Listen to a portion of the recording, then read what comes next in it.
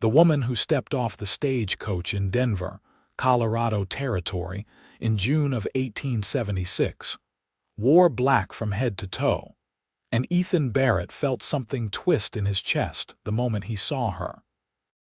She stood alone on the dusty Main Street with a single battered trunk at her feet, her veil obscuring her face, her gloved hands clutching a worn carpet bag, like it was the only solid thing in a world that had gone sideways. The other passengers dispersed quickly, eager to escape the afternoon heat, but she remained motionless, a dark pillar amid the sun-bleached buildings and the people in their faded calicos and dusty denims. Ethan had been leaning against the post outside Murphy's General Store, waiting for a shipment of grain that was supposed to have arrived on that very coach. He was 26 years old, broad-shouldered from years of working his ranch, and generally considered one of the more eligible bachelors in the territory, though he had never paid much attention to such talk. His ranch, the Double B, sat 15 miles outside Denver, a modest spread with good water and decent grazing land that he had built up from almost nothing after coming west 5 years earlier. He watched as the woman turned slowly, her movements careful and measured, as if she were navigating through deep water. The stagecoach driver had already begun unloading mail and packages, shouting orders to the young men who worked at the station. Nobody seemed to notice the woman in black, or if they did, they looked away quickly. Mourning made people uncomfortable, especially out here where death was common enough that folks preferred not to dwell on it. Ethan straightened and walked toward her, his boots kicking up small clouds of dust with each step. As he drew closer, he could see that her dress, though clean and well-maintained, was worn at the cuffs and hem. She was alone, clearly waiting for someone who had not yet arrived to claim her. "Excuse me, miss," he said, removing his hat. "Are you waiting for someone? Can I help you?" She turned toward him, and through the veil he could just make out the shape of her face, pale and delicate. Her voice, when she spoke, was soft but steady. "I am waiting for Reverend Thomas Miller. I was told he would meet me here." Ethan felt his stomach drop. He knew Thomas Miller, a good man who ran the small church on the edge of town. He also knew that Thomas Miller had been kicked by a horse 3 days ago and was currently laid up in bed with broken ribs and a concussion, barely conscious and certainly in no condition to meet anyone. "Miss, I am afraid I have some bad news," Ethan said carefully. "Reverend Miller had an accident a few days ago. He is alive, but he is hurt pretty badly and is not able to come meet you." The woman was silent for a long moment. He could not see her expression through the veil, but he saw her hands tighten on the carpet bag. "I see," she said finally. Her voice held no emotion, as if she had expected nothing better from life.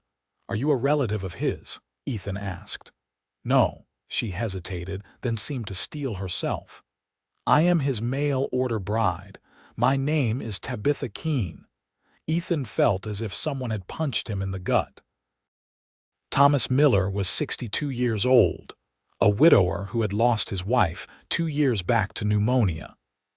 Ethan had known the Reverend was lonely, but he had never imagined the man would send for a bride, especially not someone so young. Even through the mourning clothes, Ethan could tell this woman was not much past 20, if that. "I see," Ethan said, though he did not see it all. "Well, Miss Keene, we need to figure out what to do here.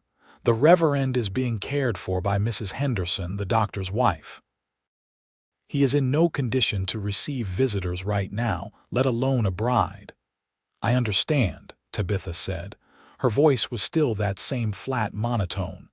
"Is there a boarding house where I might stay?" "There is, but—" Ethan trailed off.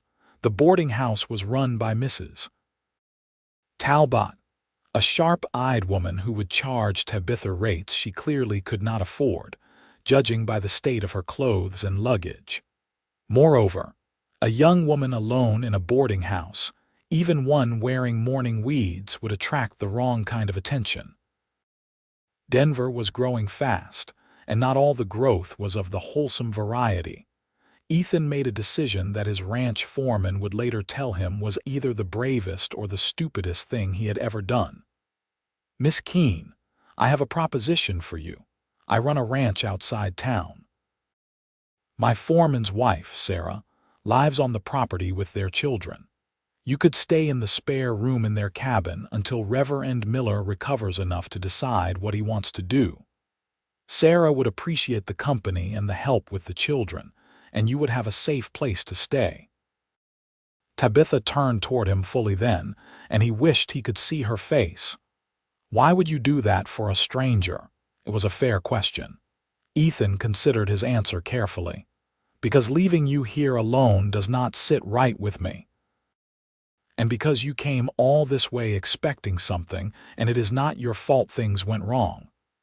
"I have very little money," Tabitha said.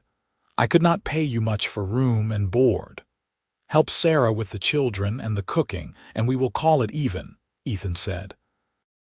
"At least until we figure out what happens with the Reverend."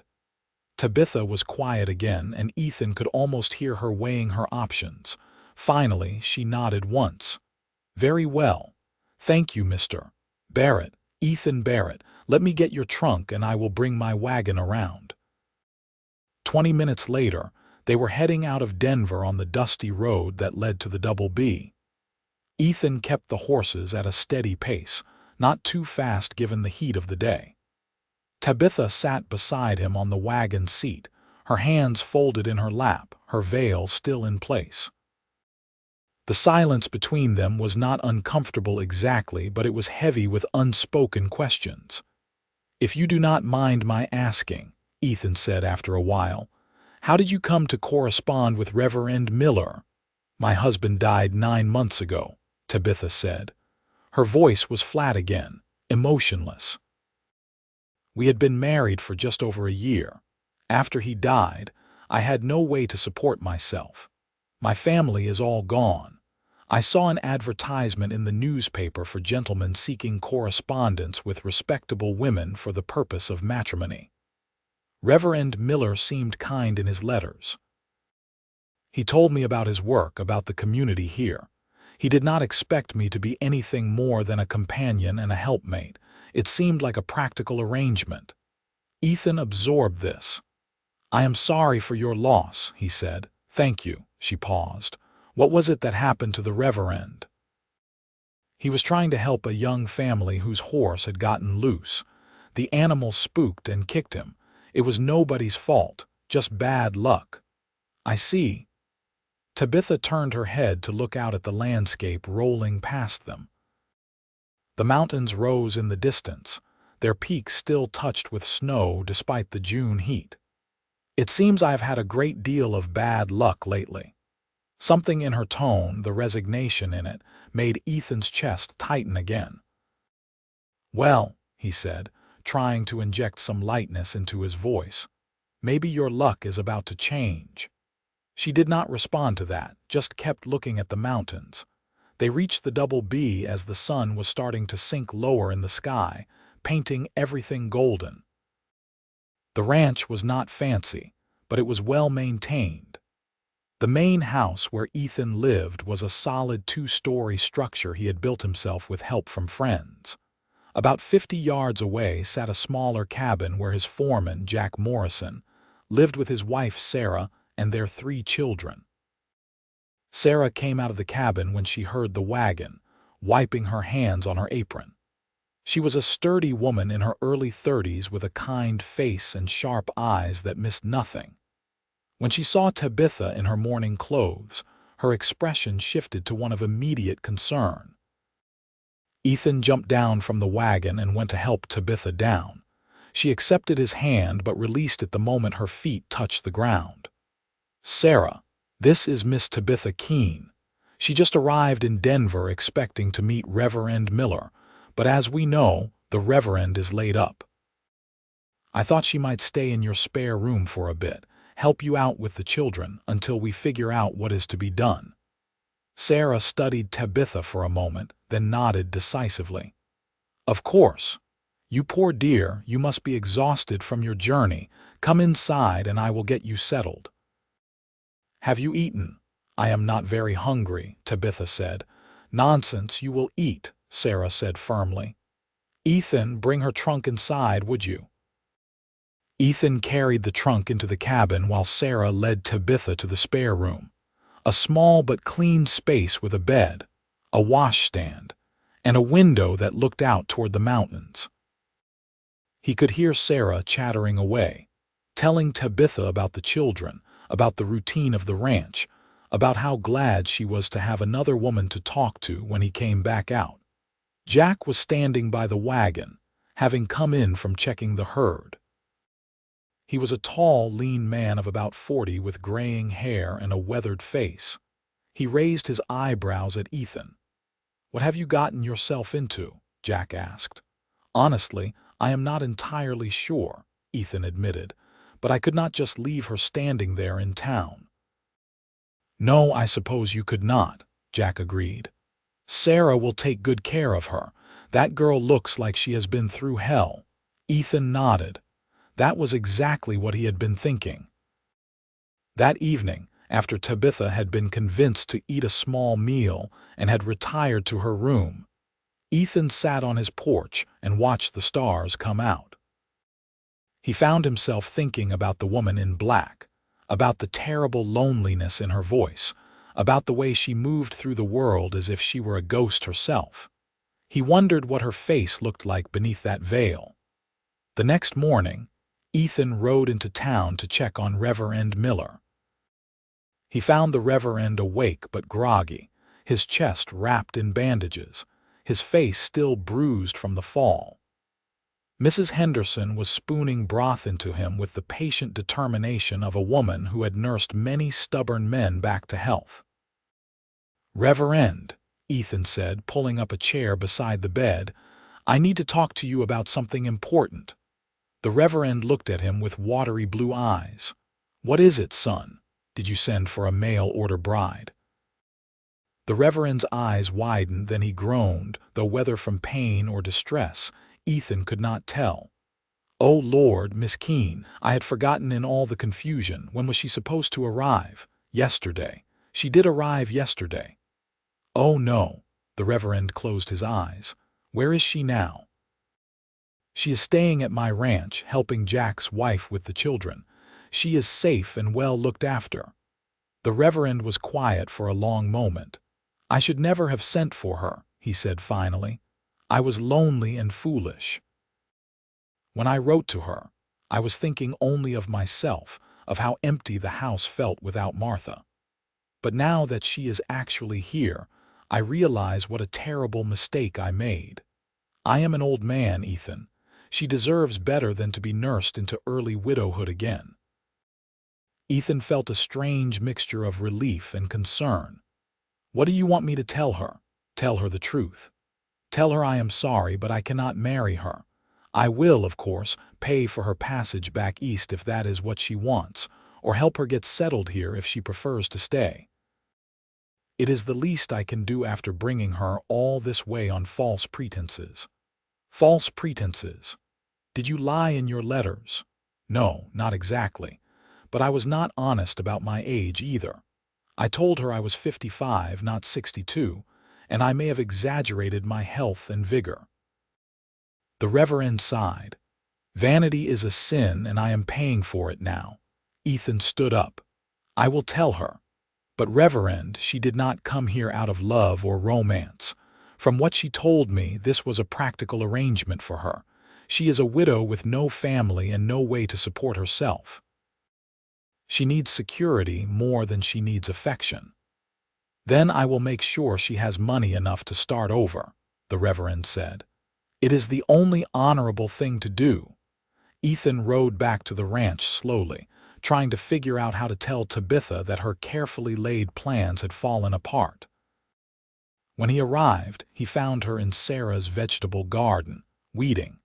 She had removed her veil but still wore the black dress. For the first time he could see her face clearly. She was lovely in a pale, ethereal way. Her hair was a dark honey color, pulled back in a simple bun. Her eyes were hazel, large and long-lashed, but there was no light in them. Her features were delicate, her mouth soft. She looked up as he approached, and he saw her stiffen slightly, as if bracing herself for bad news.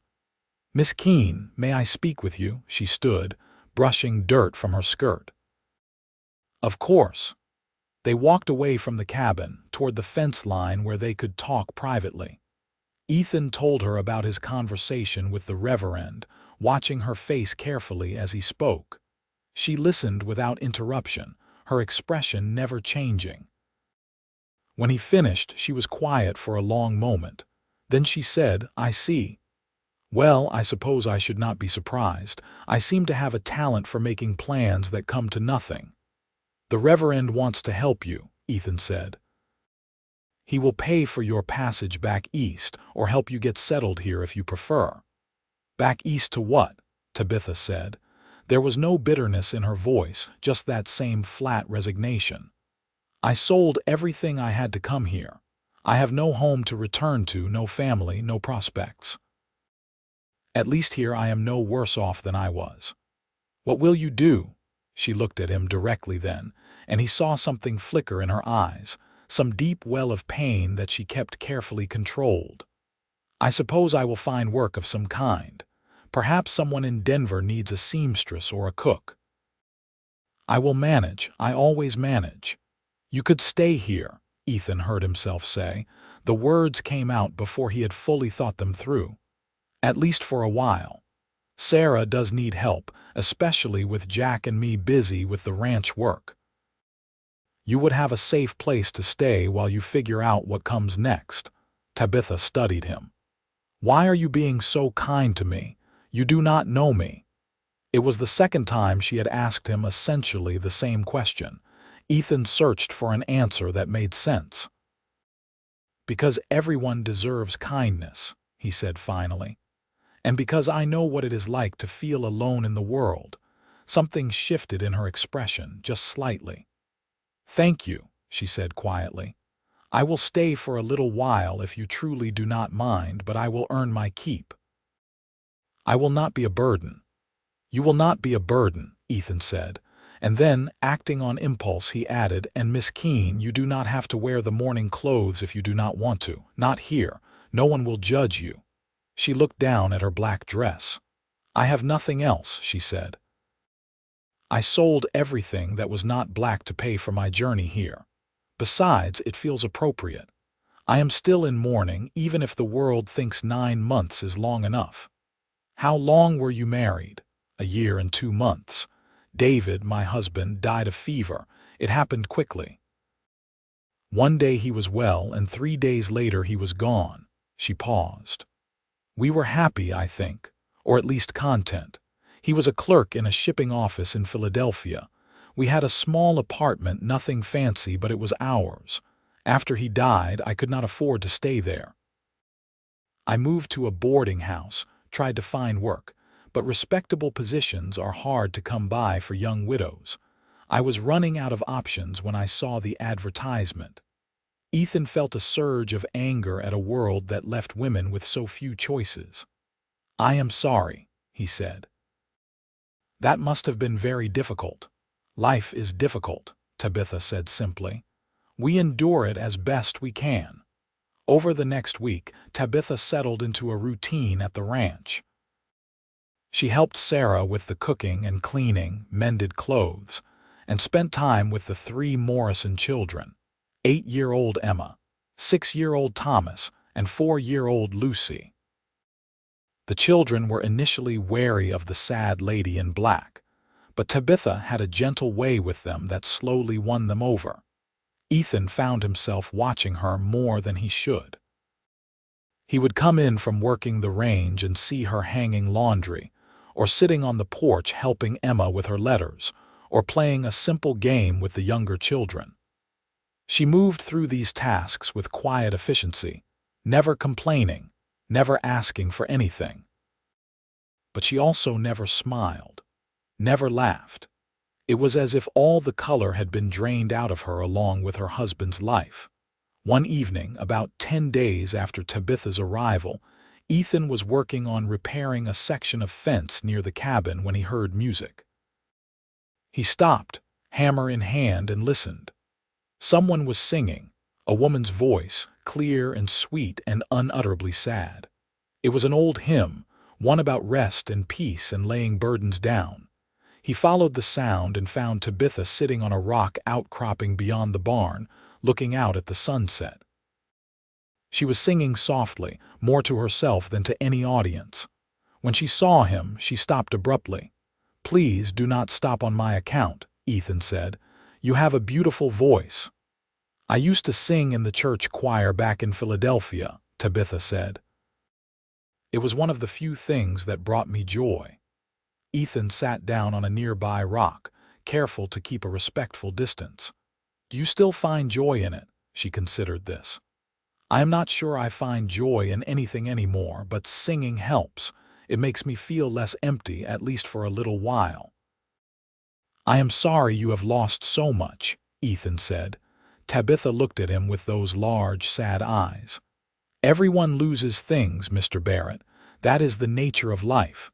We grasp at happiness and it slips through our fingers like water. That is a bleak way to look at the world." "Is it not honest, though?" She turned back to the sunset. "Everything beautiful fades. Everything we love eventually dies or leaves us. The only thing we can be certain of is loss." Ethan was quiet for a moment. Then he said, "My parents and my sister died when I was 19. Cholera. We were living in Missouri, planning to head west to Oregon. Within a week, I went from having a family to being alone. I thought the same way you are thinking now. What was the point of loving people if they were just going to die?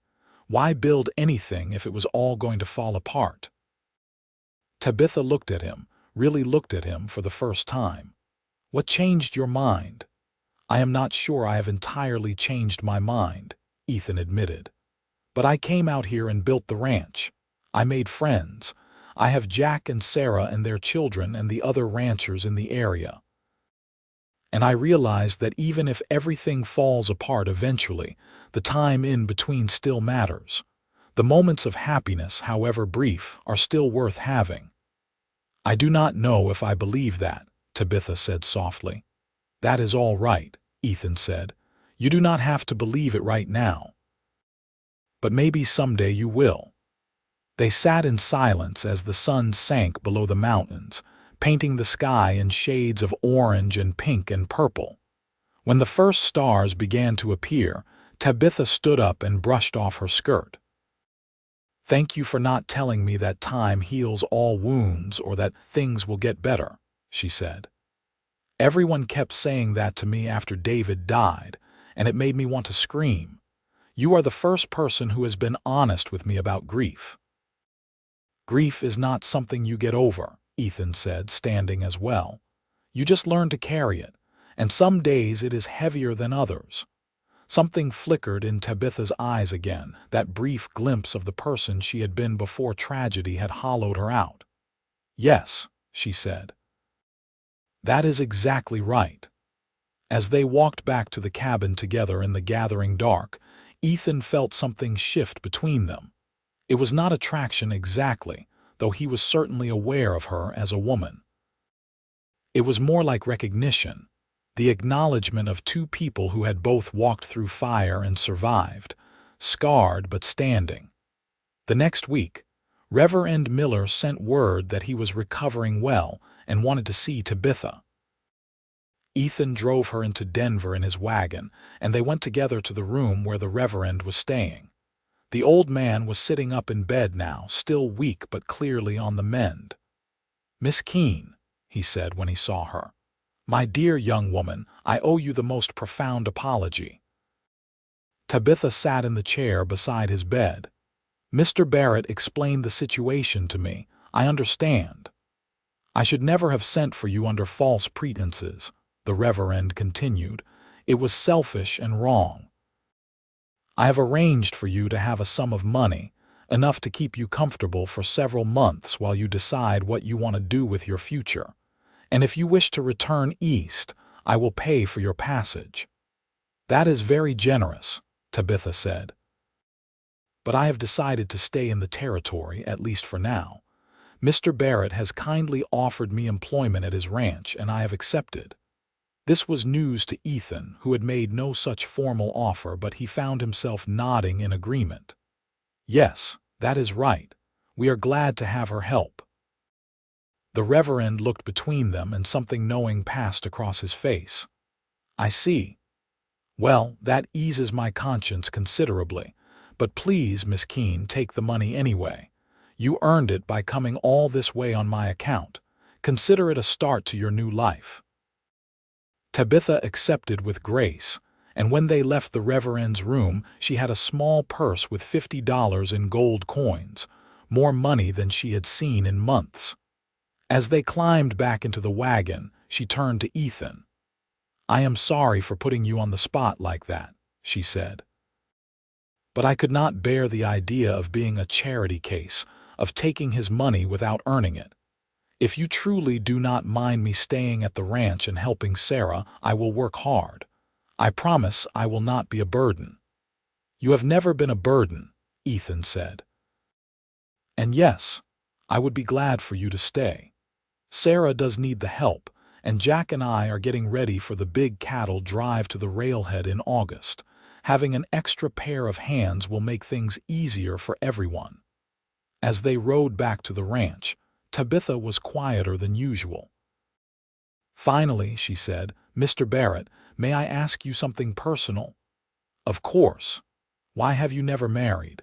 Sarah told me you are considered quite the catch, yet you live alone in that big house." Ethan was surprised by the question, but he answered honestly. "I suppose for the same reason you are wearing black 9 months after your husband's death. I am not sure I trust happiness anymore. It seems safer to stay alone than to love someone and risk losing them." "Then we are both cowards," Tabitha said. "Maybe," Ethan agreed. "Or maybe we are just wounded. Is there a difference?" He thought about that. "I am not sure." Summer deepened, and life at the Double B settled into a comfortable rhythm. Tabitha continued to wear her black dresses, but she began to join in with the life of the ranch in small ways. She would come outside in the evenings and sit with Ethan on the porch of the main house, and they would talk about everything and nothing. She told him about growing up in Pennsylvania, about her father who had been a teacher, about her mother who had died when she was young. He told her about his dreams for the ranch, about the herd he was building, about the life he was trying to create in this wild, beautiful territory. Slowly, so slowly that neither of them noticed at first, something began to grow between them. It was not the passionate romance of storybooks. It was quieter than that, more like two plants growing side by side, their roots gradually intertwining beneath the surface.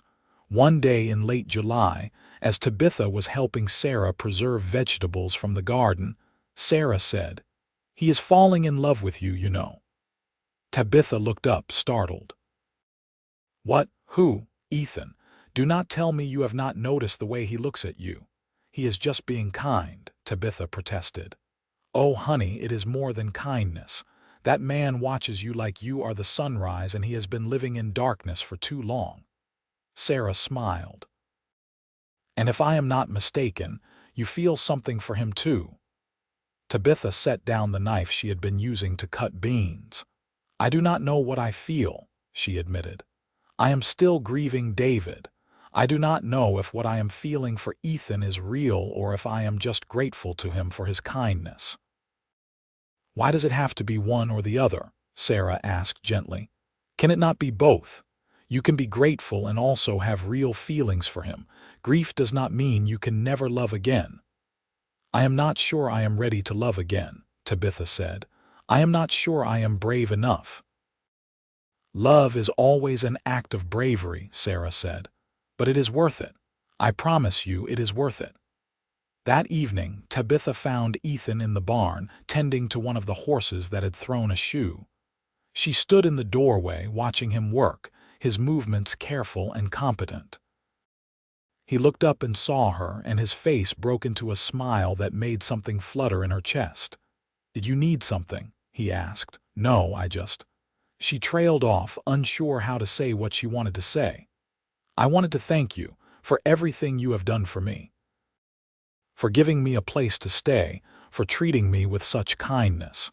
You have made this bearable when I thought nothing ever would be again." Ethan set down the horse's hoof and straightened. "You do not need to thank me, Tabitha. I have not done anything special." "You have done everything," she said. Her voice was suddenly thick with emotion. "When I came here, I felt like I was already dead, just going through the motions of living. But being here talking with you, I am starting to remember what it feels like to be alive. And that terrifies me, because I know how quickly it can all be taken away." Ethan crossed the barn to stand in front of her. He did not touch her, but she could feel the warmth of his presence, the solidity of him. "I am scared too," he said. "I have been scared for 7 years, ever since my family died. I have been so careful not to let myself care too much about anything or anyone. But then you arrived, this sad, beautiful woman in black, and I cannot seem to help myself. I care about you, Tabitha. More than I should, probably. And I do not know what to do about it." Tabitha looked up at him, at his honest face, at the vulnerability in his eyes. "I am still wearing mourning clothes," she whispered. "I know. I am not sure I am ready to stop wearing them. That is all right. I do not know if I can be what you need. I do not know if I have anything left to give." Ethan reached out slowly, giving her time to step back if she wanted to, and gently took her hand. It was the first time they had touched since the day she had stepped down from his wagon, and the contact sent a shock through both of them. "I am not asking you to be anything or give anything," Ethan said. "I am just asking you to let yourself live again, to let yourself be happy, even if it is just for a little while. And maybe, if you are willing, we could try to be happy together." Tabitha felt tears welling up, the first real tears she had cried since David had died. "I do not know how," she whispered. "Neither do I," Ethan admitted. "But we could figure it out together. We could take it slowly, one day at a time. No pressure, no expectations. Just two people who have been through hard things, trying to find a little bit of light in the darkness." The tears spilled over, running down her cheeks. Ethan released her hand and pulled a handkerchief from his pocket, offering it to her. She took it and wiped her eyes, embarrassed by the display of emotion. "I am sorry," she said. "Do not apologize. Tears are nothing to be ashamed of." She looked at him, this good man who had shown her nothing but kindness, who had asked for nothing in return, who was offering her something she thought she would never have again: hope. "I would like to try," she said. "I would like to try to be happy again. With you." The smile that broke across Ethan's face was like the sun coming out from behind clouds. He took her hand again, more firmly this time, and brought it to his lips, pressing a gentle kiss to her knuckles. "Then we will try together," he said. August arrived with its blazing heat, and preparations for the cattle drive consumed everyone's energy. Ethan would be leaving in a week with Jack and 2 hired hands to drive 100 head of cattle to the railroad in Cheyenne, Wyoming territory. It would be a hard 2-week journey there and back, and Tabitha found herself dreading his departure more than she would have thought possible. They had been spending their evenings together, sitting on the porch or walking through the cooling twilight, talking or simply being together in comfortable silence. He had not kissed her beyond that one kiss on her hand, had not pushed for anything more than her company. But the air between them was charged with possibility, with the beginning of something real and precious. The night before he was to leave, they sat together under a sky full of stars. The summer insects sang in the grass, and a warm breeze carried the scent of sage and prairie flowers. Tabitha was acutely aware of Ethan beside her, of the warmth of his arm nearly touching hers. "I am going to miss you," she said suddenly. The words surprised her with their honesty. Ethan turned to look at her. "I am going to miss you too. These last few weeks, having you here, talking with you every evening, it has been the happiest I have been in a long time." "Me too," Tabitha admitted, "and that frightens me." "Why?" "Because when I am happy, I remember David and I feel guilty. Like I am betraying his memory by finding joy in life when he is dead. But then I think about living the rest of my life in darkness, and that seems like a betrayal too of myself, of the woman I used to be." She twisted her hands in her lap. "I do not know which betrayal is worse." Ethan was quiet for a moment, choosing his words carefully. "I did not know David, but from what you have told me, he loved you. Do you think he would want you to be miserable for the rest of your life?" "No," Tabitha said softly. "He would want me to be happy. He was good that way." "Then being happy is not a betrayal of him. It is honoring what he wanted for you."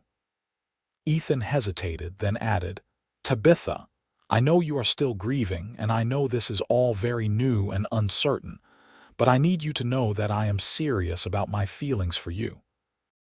When I come back from this cattle drive, I want to court you properly. I want to see where this can go between us. Is that something you would want?" Tabitha turned to face him fully. In the starlight, his face was all plains and shadows, but his eyes were steady and sure. She thought about what Sarah had said, about love being an act of bravery. She thought about the past months of gray numbness, of moving through the world like a ghost. And she thought about how Ethan had made her feel alive again, how when she was with him, the colors seemed a little brighter, the world a little less harsh. "Yes," she said, "that is something I would want." Ethan let out a breath she had not realized he had been holding. He reached out and gently cupped her face with his hand, his thumb brushing across her cheekbone. "May I kiss you?" Tabitha's heart hammered in her chest. She had not been kissed by anyone except David, and the thought of kissing someone else felt momentous, like crossing a threshold she could never uncross. But she found she wanted to cross it. She wanted to know what it would feel like to kiss this man who had been so patient, so kind, so willing to meet her in her grief without trying to rush her past it. "Yes," she whispered. Ethan leaned in slowly, giving her every opportunity to change her mind. When his lips met hers, it was gentle, almost tentative, a question more than a statement. Tabitha's eyes fluttered closed and she leaned into the kiss, her hand coming up to rest on his chest. She could feel his heart beating beneath her palm, steady and strong. The kiss deepened slightly, still gentle but more sure. It was not like kissing David had been. This was different, new, its own thing entirely, and that was all right. She was allowed to have this new thing, this new possibility. When they finally pulled apart, Tabitha was breathing quickly, her cheeks flushed. Ethan rested his forehead against hers. "I have wanted to do that for weeks," he murmured. "I am glad you did," Tabitha said, and then more softly, "I am glad I let myself want it too." They stayed like that for a long moment, forehead to forehead, breathing each other's air, before finally pulling apart and sitting back. They did not talk much after that, just sat together under the stars, holding hands, each lost in their own thoughts about what the future might hold.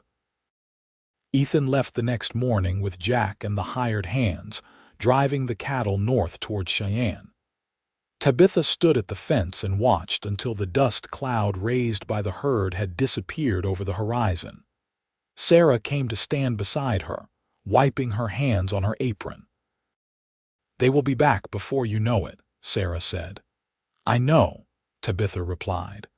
But the days ahead suddenly seemed very long. With Ethan gone, Tabitha threw herself into work around the ranch. She helped Sarah with the endless tasks of cooking and cleaning, spent hours in the garden weeding and watering, played with the children, and in the evenings, She worked on a project she had been secretly planning for weeks.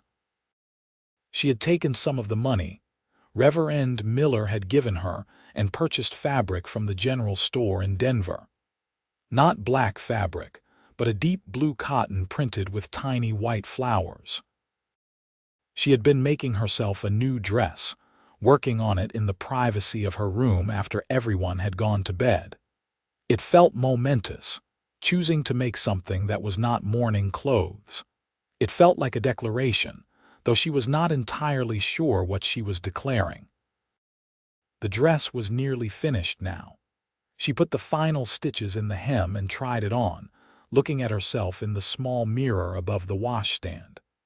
The woman looking back at her was not the ghost who had stepped off the stagecoach 2 months ago. There was color in her cheeks now, a light in her eyes that had been absent before. She looked alive. She looked ready to start living again.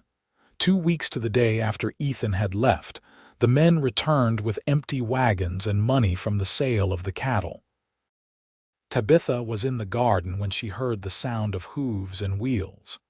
She dropped the basket of tomatoes she had been collecting and ran toward the front of the property, not caring that she was sweaty and dirt-smudged, caring only that he was home.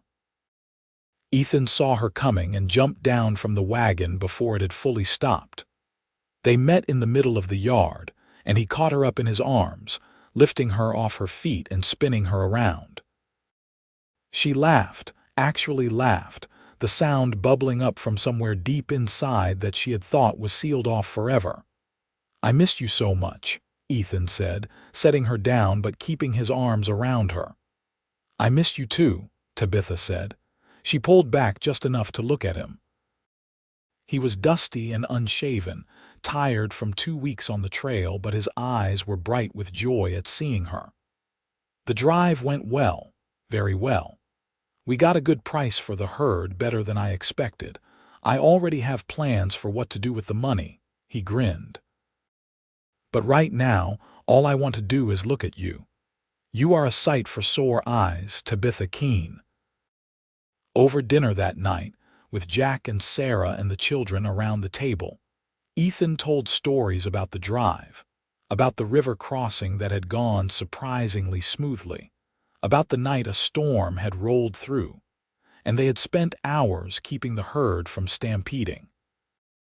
He was animated in a way Tabitha had never seen before, energized by the success of the venture and the excitement of being home.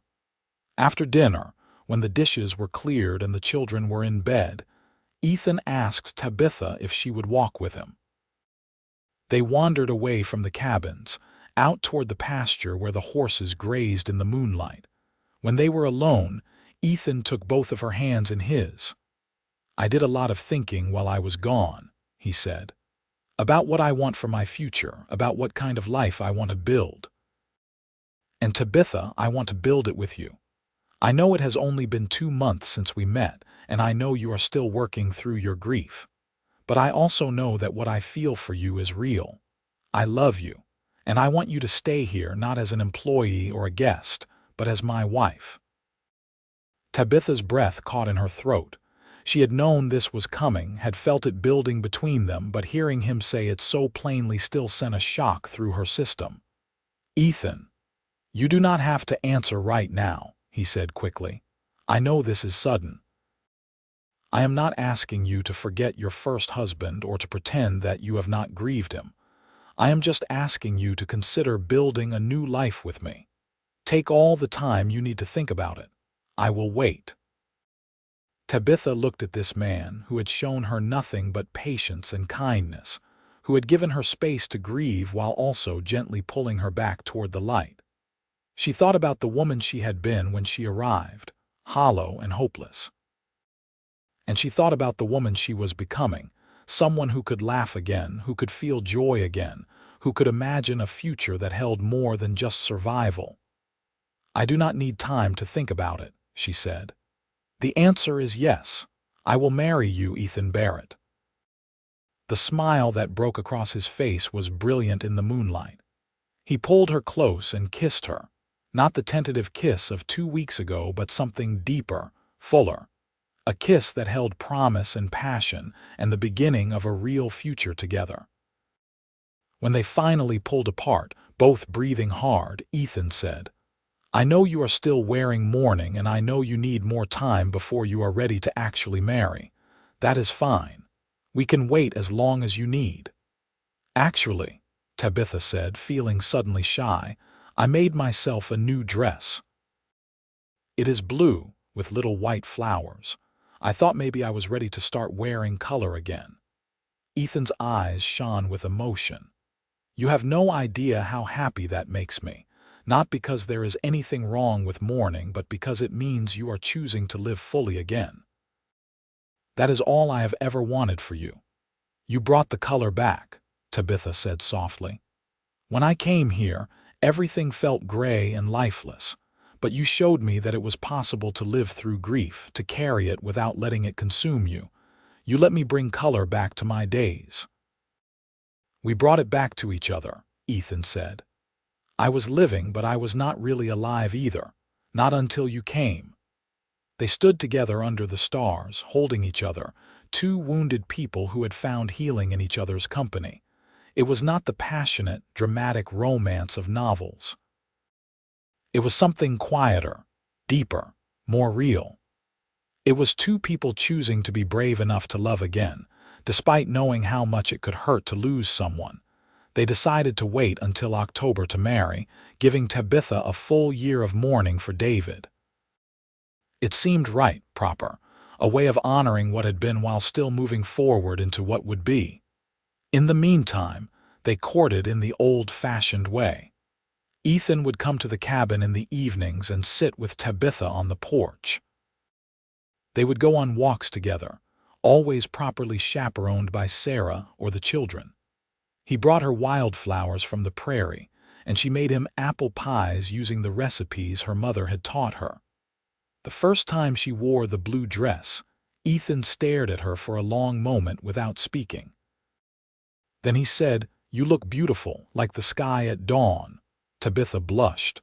"It feels strange wearing color again, but good, like I am finally allowing myself to be happy."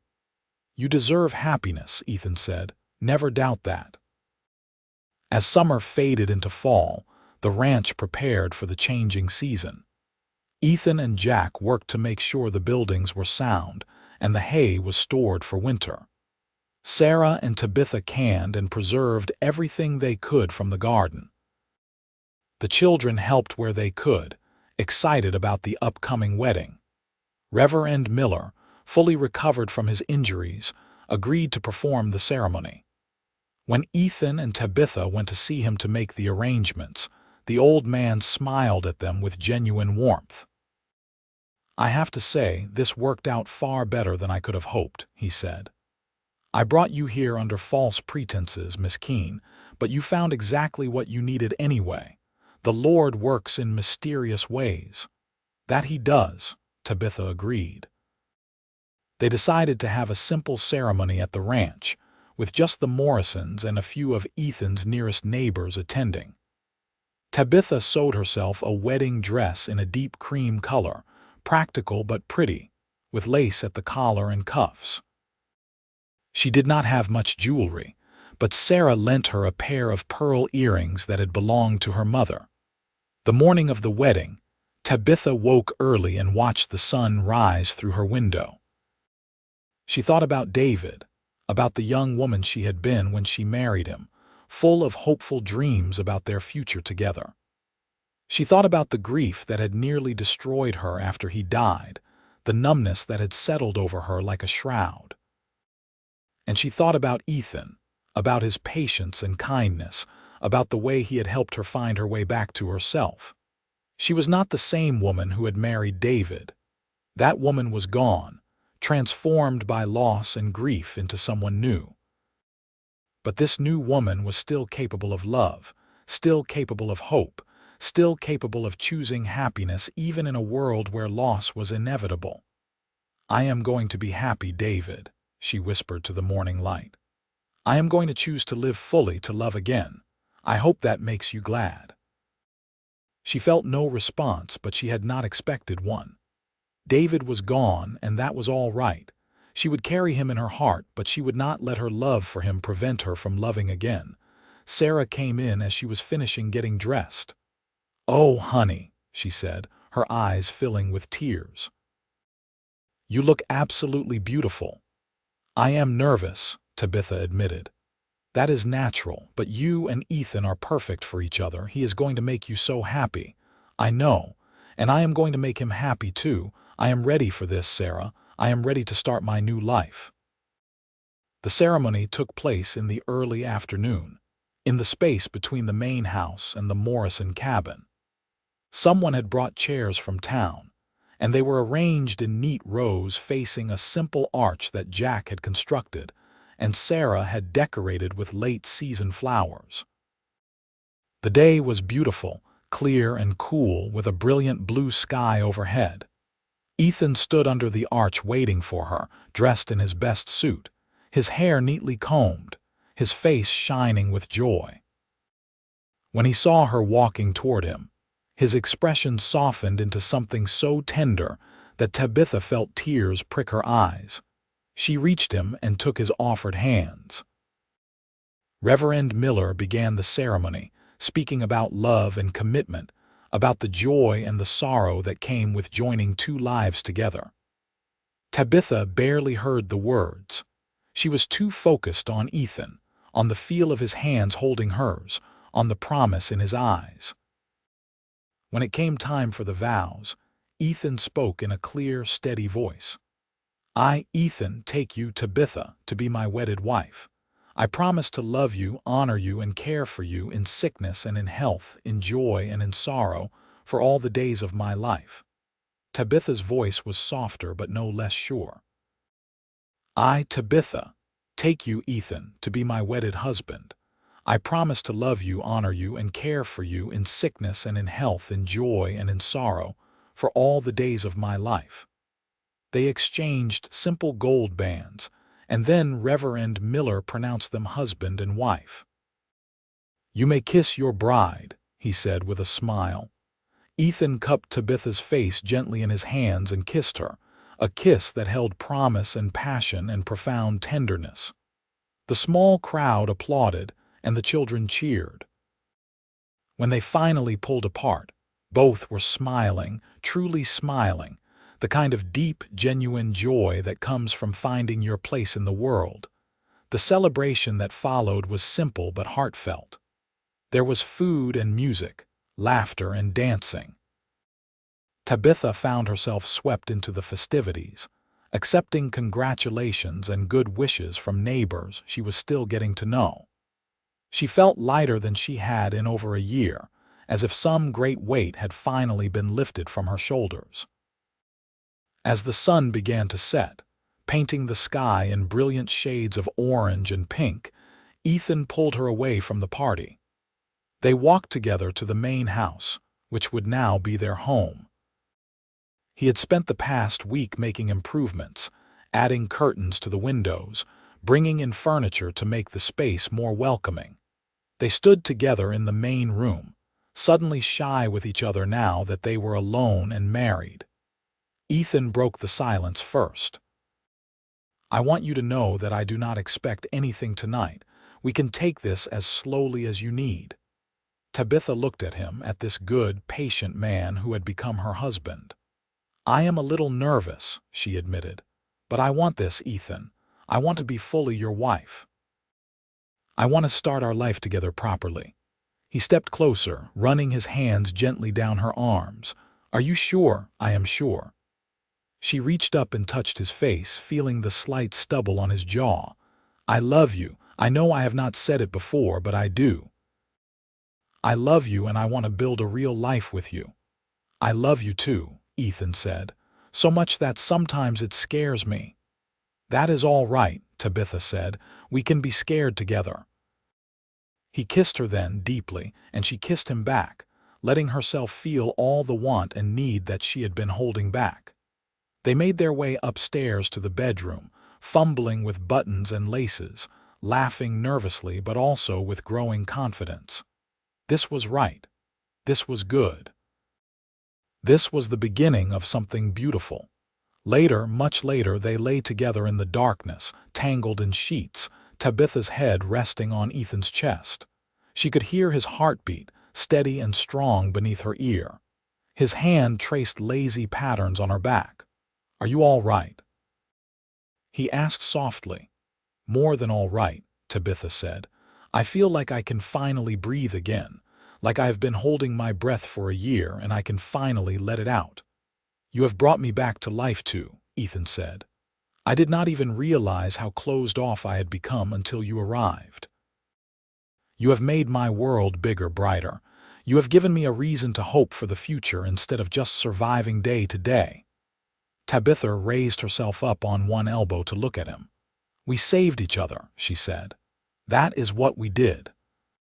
Two people who had almost given up on happiness, who found each other at exactly the right time. Ethan pulled her down for another kiss.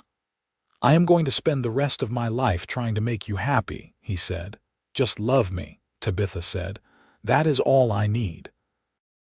Just love me and let me love you back." "That I can do," Ethan promised.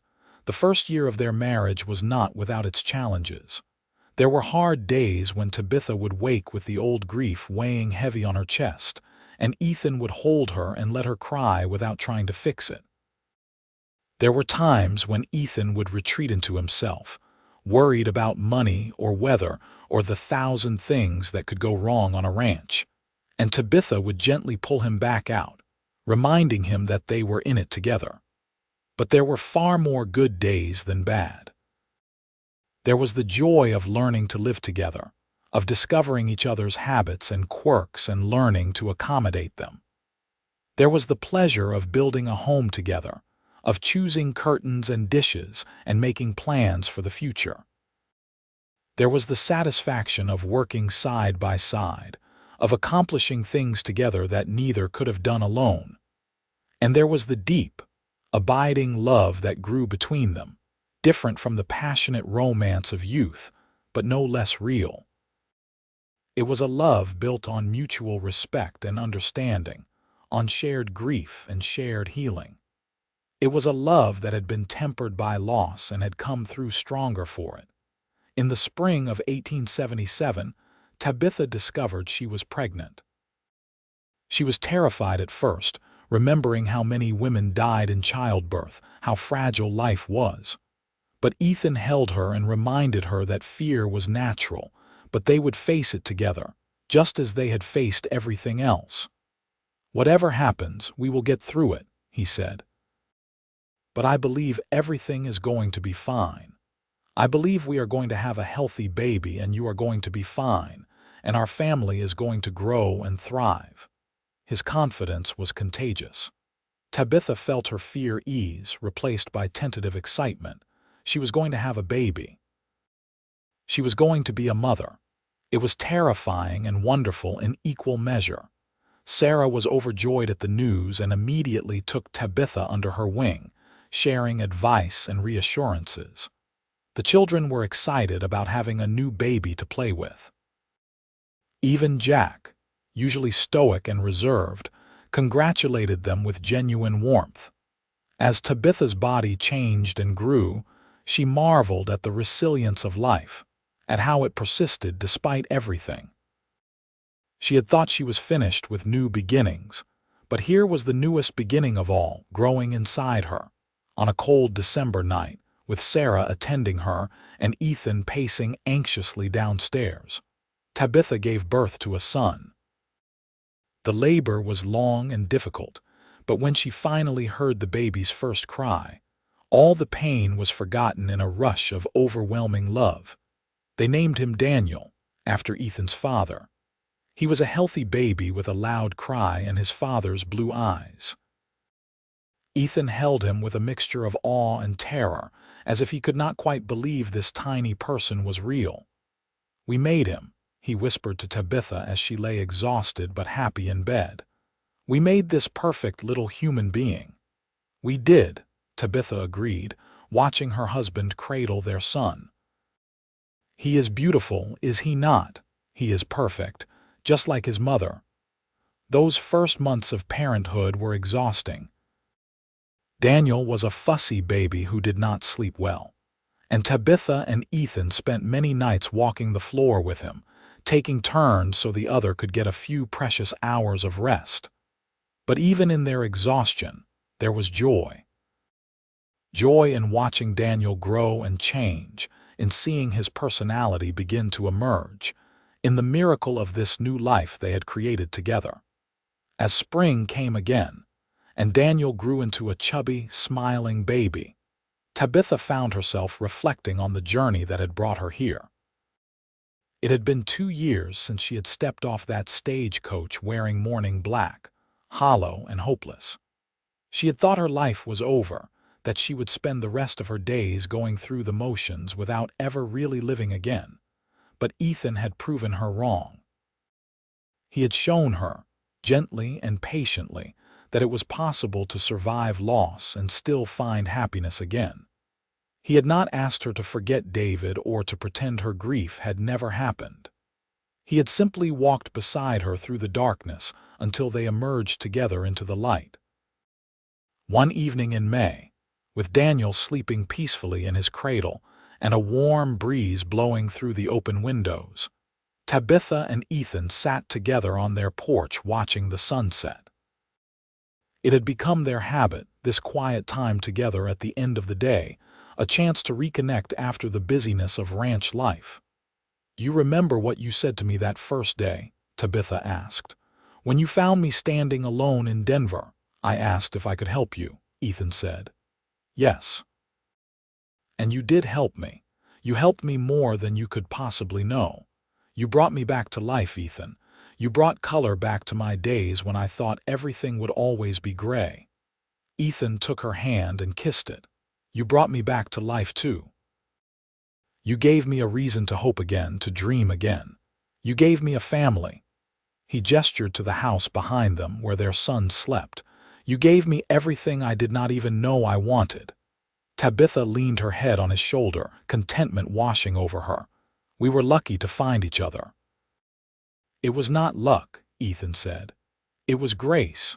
We were both broken, and somehow our broken pieces fit together to make something whole and beautiful. That is not luck. That is a gift." They sat in comfortable silence as the sun sank lower, painting the sky in brilliant colors. Tabitha thought about the future stretching out before them, full of possibility and promise. There would be challenges ahead, she knew. Life was never easy, especially in this wild, beautiful territory. But whatever came, they would face it together. 2 more years passed, bringing with them both joys and sorrows.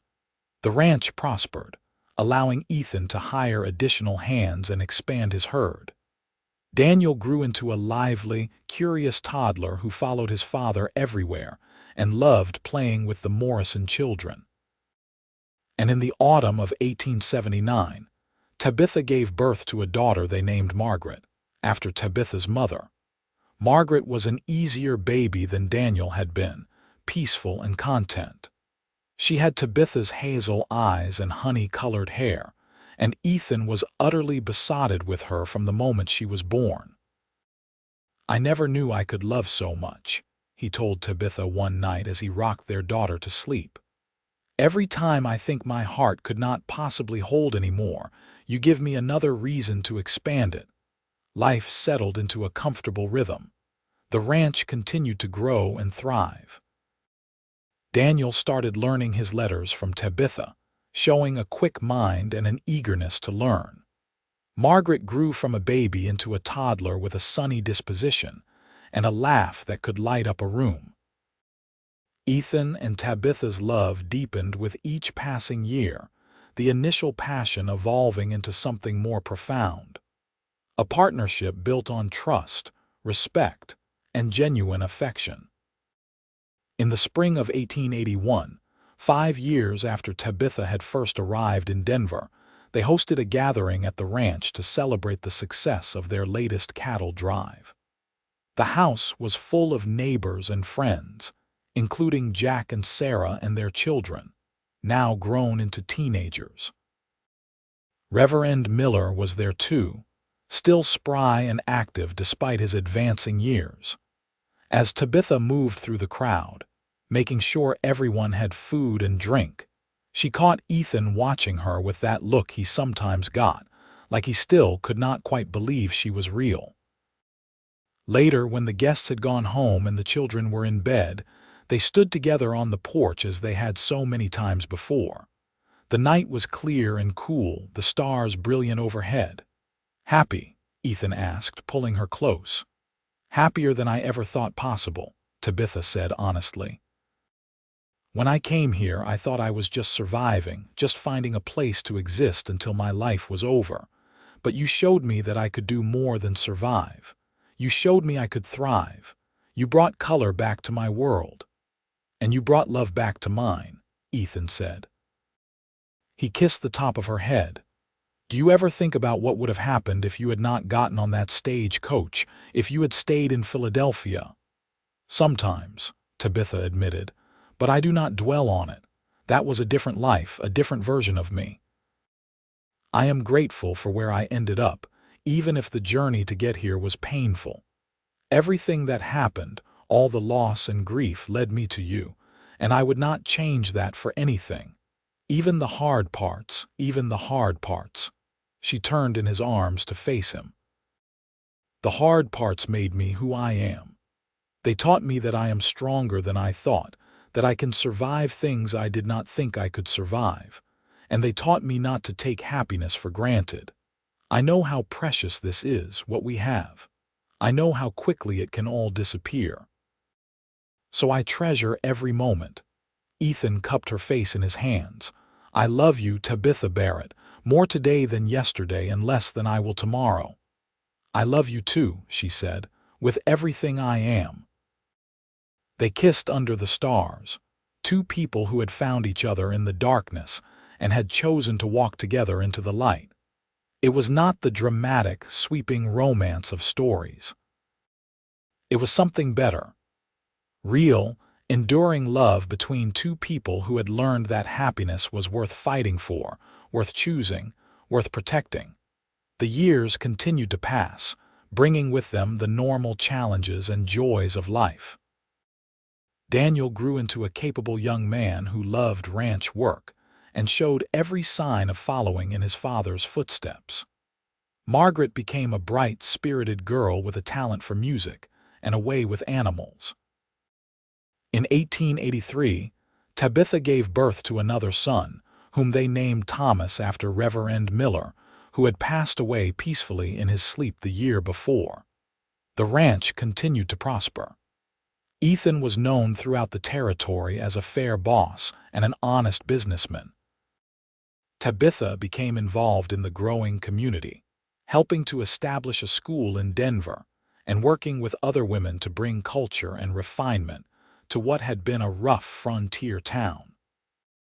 She never forgot her own struggles, and she made a point of helping other women who found themselves alone and desperate, offering employment and assistance whenever she could. Jack and Sarah remained close friends, their children growing up alongside the Barrett children, the two families bound together by years of shared experiences and mutual affection. When Jack decided to retire from ranch work, Ethan set him up with a small piece of land adjoining the Double B, ensuring that his friend and foreman would always be close by. As the 1880s progressed, Colorado changed. The Wild West was slowly being tamed. The railroad brought more people, more commerce, more civilization. Denver grew from a rough frontier town into a proper city. The dangers that had once been part of daily life became less common. It was a different world from the one Tabitha had entered in 1876, but in many ways, it was a better one. Through it all, Ethan and Tabitha's love remained constant. They still sat together on the porch in the evenings when weather permitted, talking or simply being together in comfortable silence. They still laughed together, worked together, raised their children together.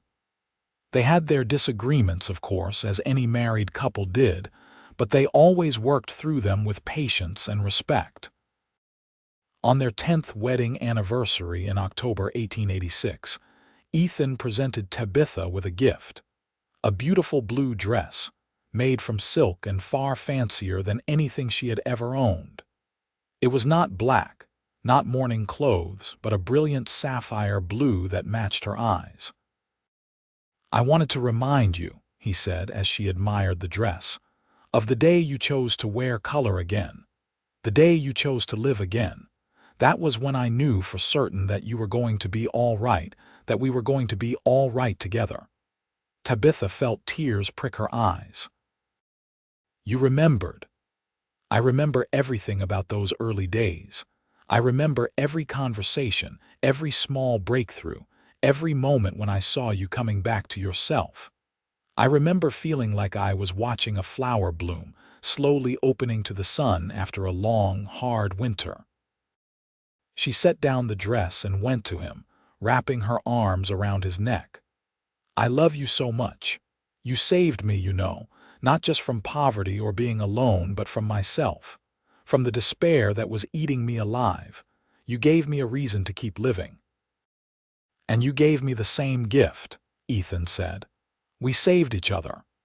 It was a truth they both knew deep in their bones. They had been two broken people who had found wholeness together. And in the years since, they had built a life that was rich with love and meaning. As their children grew older and began to make their own paths in the world, Ethan and Tabitha remained partners in every sense of the word. Daniel eventually took over much of the daily operation of the ranch, showing a natural talent for the work and a good head for business. Margaret married a young doctor and moved to Denver, where she worked alongside her husband to provide medical care to the poor. Thomas was still young but showed signs of inheriting his mother's musical talent and his father's steady nature. In the summer of 1890, as Ethan and Tabitha approached their 50s, they stood together in the same spot where they had been married 14 years earlier. The ranch had grown significantly since then. There were more buildings, more livestock, more hands working the land. But the heart of it, the essence of what made it home, had not changed. "You ever regret it?" Ethan asked. "Coming west, marrying me instead of going back east?" Tabitha laughed. "Not for a single moment. This life here with you has exceeded anything I could have imagined. You gave me more than I ever thought possible. You gave me love, family, purpose. You gave me a reason to wake up every morning with hope instead of dread." "You did the same for me," Ethan said. "Before you came, I was going through the motions, building a ranch but not really building a life. You made everything mean something. You brought joy and laughter and love into my world. You made my house a home." They stood together in the golden afternoon light, their children's voices carrying on the breeze from somewhere nearby. This was what they had built together. A life full of love and purpose, a family that was thriving, a legacy that would continue long after they were gone. "Let me tell you something," Tabitha said, taking Ethan's hand. "When I stepped off that stagecoach wearing black, I felt like my life was over. I was going through the motions, making a practical decision to survive, but I had no hope for real happiness. And then you appeared, this kind man who offered to help a stranger for no reason except that it was the right thing to do. You could not have known what that would mean to me, how much I needed exactly that gesture at exactly that moment." "I think I did know, actually," Ethan said. "Not consciously maybe, but I saw something in you that called to something in me. Two lonely people recognizing each other, even though we were strangers. And now look at us," Tabitha said, gesturing to the ranch, the life they had built. "You told me once that you wanted to bring color back to my days. And you did, Ethan. You brought so much more than color. You brought joy and love and hope. You gave me everything."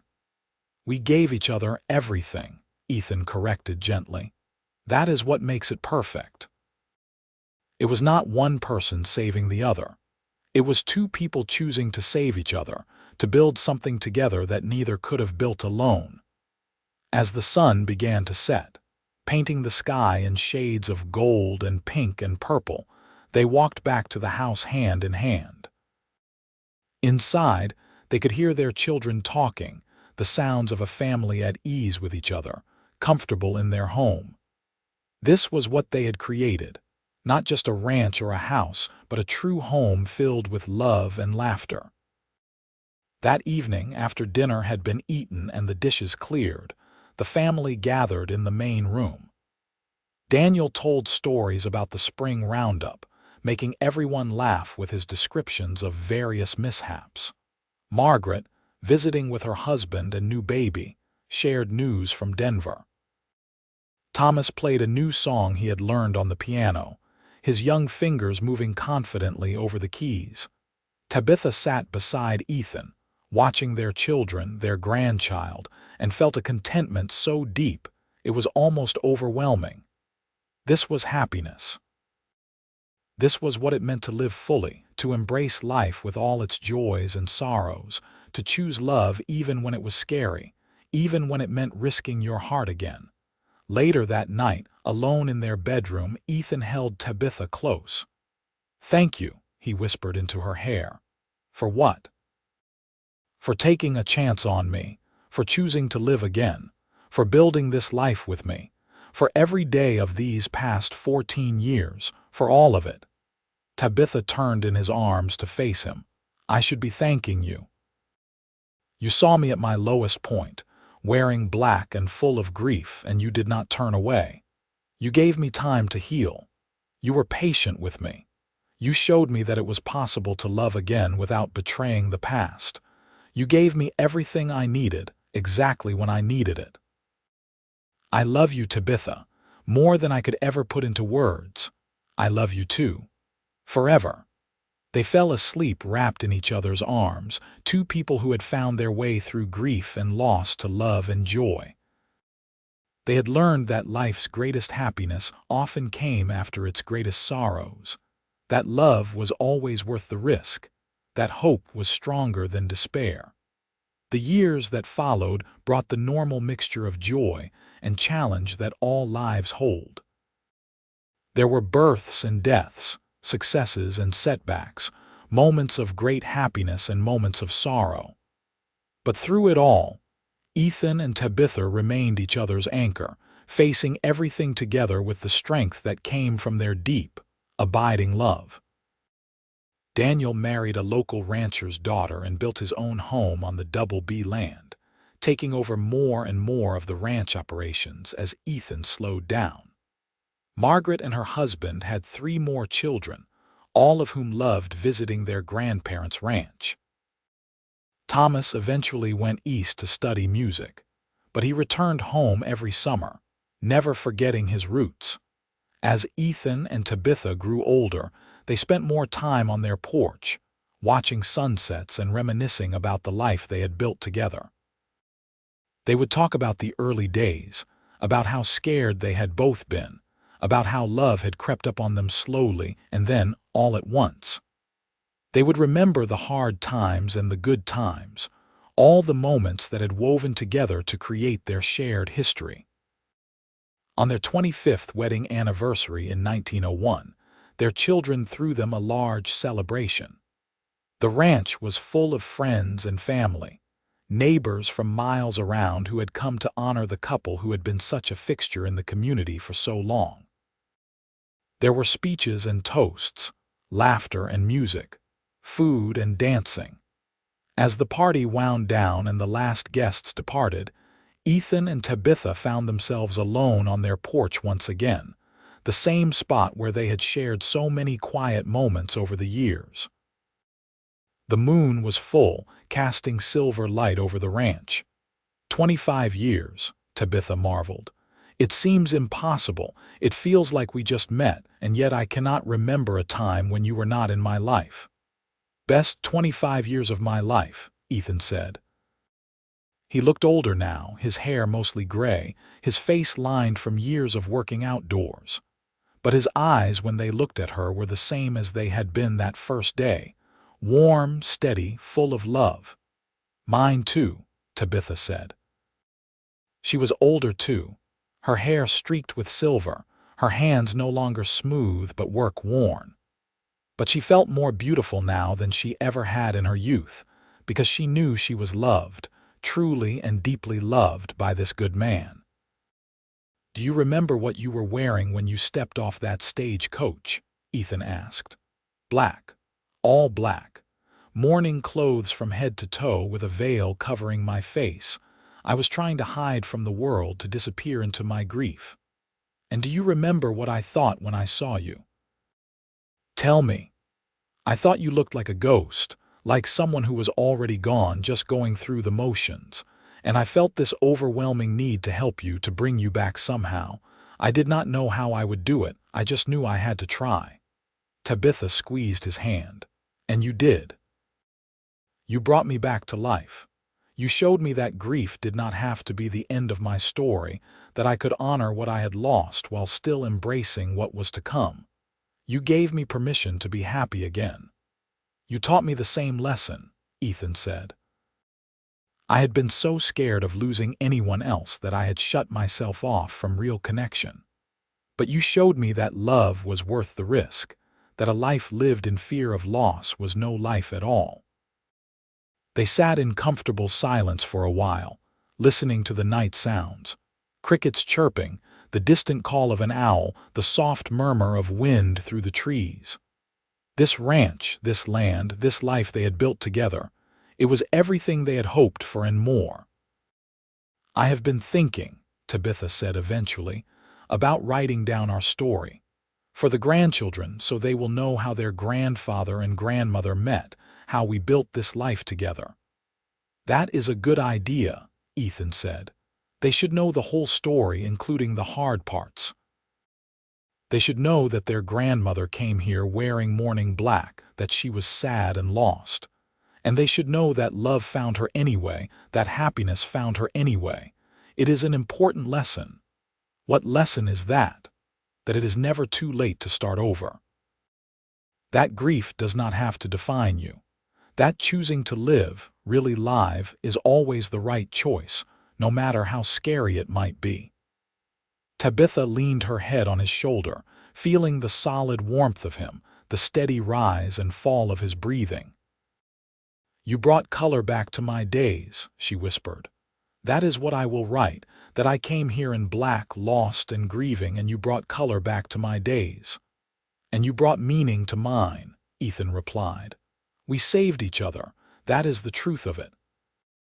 Two broken people who became whole together." As the moon climbed higher in the sky, they remained on the porch, two people who had built a life on love and perseverance, on kindness and patience, on the belief that happiness was possible even after great sorrow. They had taken a chance on each other all those years ago, and it had been the best decision either of them had ever made. Their story was not one of instant passion or dramatic romance. It was something quieter, deeper, more enduring. It was the story of two wounded souls who had found healing in each other's presence, who had built a life and a family together, who had chosen every day to love each other through all the challenges and joys that life brought. It was a story of hope triumphant over despair, of love stronger than grief, of color returning to days that had been gray. And it was a story that would continue long after they were gone, carried forward by their children and grandchildren, a legacy of love that had started with a woman in black and a cowboy who offered to help a stranger. As the years continued to pass, Ethan and Tabitha grew old together with grace and dignity. They remained active in their community, beloved by all who knew them for their kindness and generosity. The ranch continued to thrive under Daniel's management, and their grandchildren grew up hearing stories about how Grandma Tabitha had come to Colorado wearing mourning black, and how Grandpa Ethan had brought color back to her life. In the spring of 1910, Ethan fell ill. It was pneumonia, and at 76 years old, He did not have the strength to fight it off. Tabitha nursed him with the same devotion she had shown for their entire marriage, staying by his bedside day and night. On a warm May morning, with his wife holding his hand and all his children gathered around him, Ethan passed away peacefully. Tabitha grieved, as anyone would grieve losing the love of their life.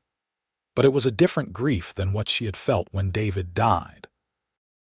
She was older now, more accepting of life's natural cycles, and she had had 34 wonderful years with Ethan, years full of love and joy and meaning.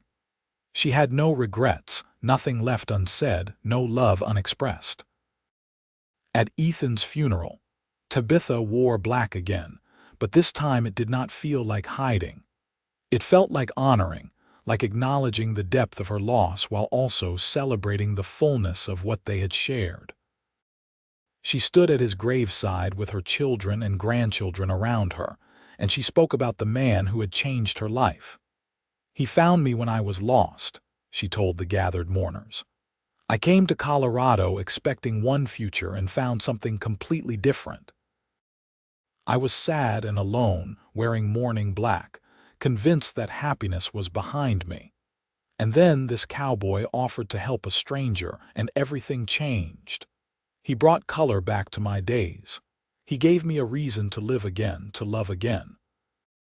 He gave me everything that mattered: love, family, purpose, joy. And I gave him the same. We saved each other, and together we built something beautiful." She lived for another 8 years after Ethan's death, surrounded by her large, loving family. She wrote down their story as she had promised, filling pages with memories of their life together. She wanted their grandchildren and great-grandchildren to know that love could come at unexpected times, that happiness could be found even after great sorrow, that choosing to live fully was always worth it. On a peaceful autumn evening in 1918, at the age of 74, Tabitha passed away in her sleep. Her children buried her beside Ethan on a hillside overlooking the ranch they had built together. On her gravestone, they inscribed words she had written in her memoir. She came wearing mourning black. He brought color back to her days. Together they built a life of love. And so their story ended, but also continued, carried forward in the lives of their children and grandchildren, in the ranch that still operated under the Barrett name, in the community they had helped build. It was a story of love conquering grief, of hope overcoming despair, of two people who had found each other at just the right moment and had chosen to build something beautiful together.